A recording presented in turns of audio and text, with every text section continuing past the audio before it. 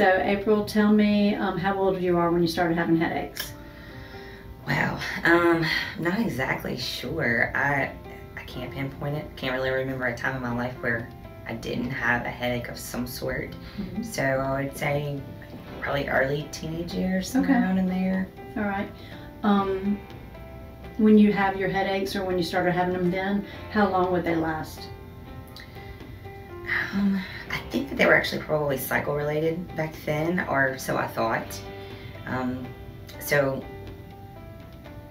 I mean, as long as my cycle was that, and you know, back then, because I'm not a spring chicken, there wasn't really any medication of sorts or any knowledge base as far as migraines were concerned. So, you know, it was an ibuprofen and hope it worked. When did your headaches start becoming more frequent, more than just with your cycle? I'd say probably around age 20, actually. I really noticed a huge difference from probably 18 to 20. In between those 2 years, there's a huge jump in the actual amount of pain that came with the migraine, and then all of the other side effects. What else comes with it? Well, just, I mean, of course, the sensitivity to light, sensitivity to noise, and then, of course, nausea. A lot of times I would throw up, which made it much worse. And then from then, it just got a lot worse. Could you work or study when you have a migraine? Absolutely not. Completely debilitating. Dark room, really cold, ice packs on my head. How long would your migraine last until you can function again?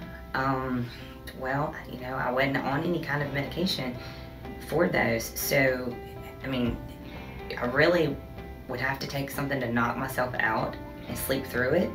Hope for the best that when I woke up, possibly it might be okay. If not. So it lasts longer than 2 or 3 hours? Oh, absolutely, yes. Could it last a day? Yes. Could it last 2 days? Yes. Okay. So before you started coming to the headache center, how many headache days per month would you have? Meaning, in a month that had 30 days in it, how many days would you be pain-free? How many days would you have with no headache whatsoever? Max 5, maximum. So you're saying 25 days a month you had some sort of headache? Absolutely. Were they all migraine headaches? Well, I mean, severity-wise, I mean, I don't remember a time in my life that I didn't have pain in my head. So, because, you know, I'm not a headache specialist or a neurologist, in my mind, I'm thinking, well, this is just my life, and I'm just gonna hurt all the time in my head. So a normal day for me is always headache of some sort, some pain in my head. I never understood people saying I've never had a headache before. So in my mind, okay, this is a headache and this is obviously a migraine, because there's a huge difference between the two in my mind at the time. So I would say actually pain-free in my head, never. Actually, in 30 days, there's not a day that goes by that there wasn't any pain. What are you doing now for your headaches? What's worked the best for you for your headaches? Is there any prevention that you've tried that can give you some pain-free days? Well, so are you asking me like since I've been like coming to the headache center specifically? Well, so I'd been a neurologist before. In my younger days, 10 years ago, whatever, and had been put on, medication, like abortive of sorts. I had actually taken a preventative before, and it made me stupid.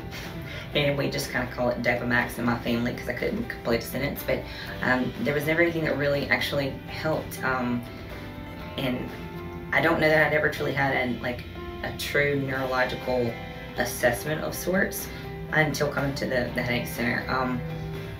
Christina did this test, with turn the lights out and flashing lights in my face and had to blow like a monkey and just things like that had never been done before. Questions that were asked that had never been asked before, that brought things to light. And so the plan of care was completely different from anything I had ever experienced before. And just going through that and her trying different combinations of things, we, just and through that with me, just sharing with her what did or didn't work, and us figuring out what was going to be best for me. We ran a gamut of sorts of all kind of things, and I ended up being one of those patients that Botox was actually going to be the last resort for me. So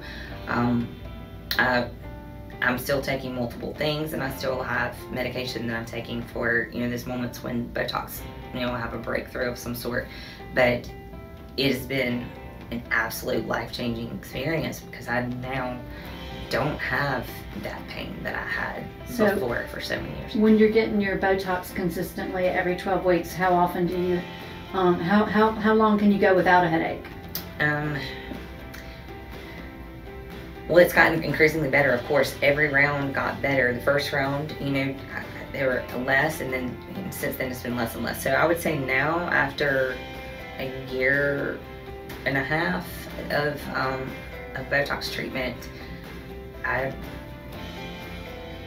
2 or 3 a month actually, which I also, obviously my hormones are different. I had hysterectomy in the midst of, well, prior to coming, but so hormonal changes too. But I don't necessarily attribute it to that. It's just the actual care given, and I think there's a huge gap in between the education and the knowledge base of migraines and the care that is given, and the things that physicians ask and don't ask actually, that leave patients feeling helpless and hopeless, and oh, well, this is just my life. Like I said earlier, well, it's just my life, that I'm just gonna hurt for forever. And that is not the case. It doesn't have to be the case, but you can't just go to a primary care physician. You can't just believe everything every physician tells you.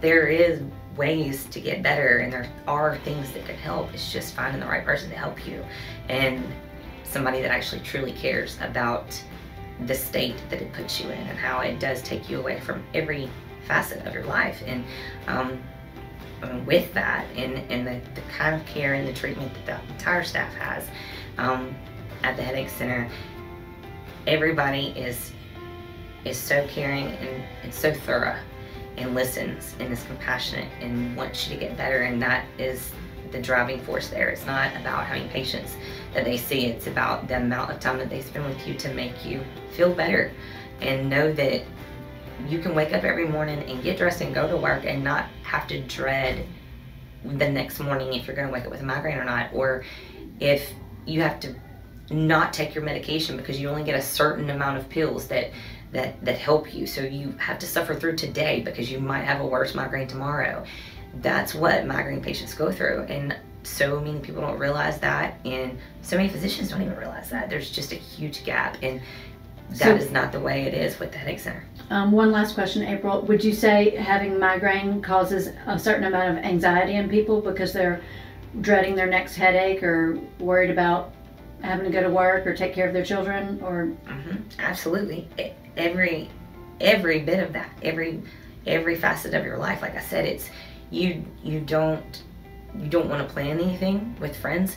You don't want to tell anybody or promise anybody that you will do this or that, because you never know what's going to happen or when it's going to happen. And there are a million different triggers, of course, for different people, but figuring out what your triggers are is pretty hard too. And so you're very, very careful, and with being careful, you are not living your life, which makes you have anxiety about, oh my gosh, you know, can my employer count on me?